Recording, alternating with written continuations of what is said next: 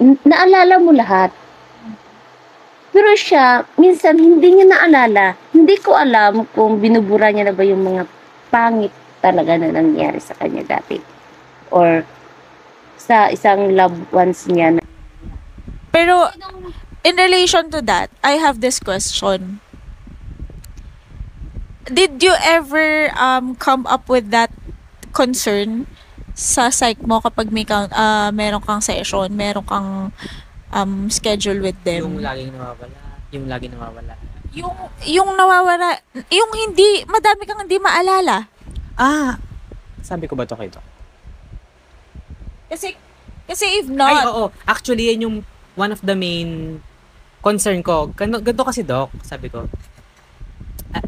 Kaya nga tinatanong niya, are you distracted? Kaya hindi yung mga nangyayari ay hindi nagre-register?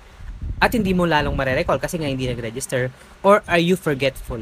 Yun yung parang wino-work out namin ng mga unang months. so, kung winwork out, so I'm expecting na merong result. I mean, at least man lang naging explanation, answer kung bakit ganon.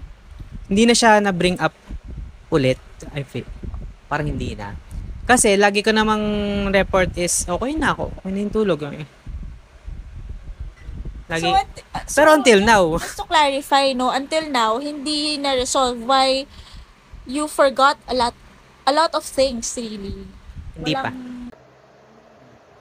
Kasi yung nagtanong, nandun ako nun nung nagtanong yung doktor. Sabi niya to, kung distracted lang ba siya o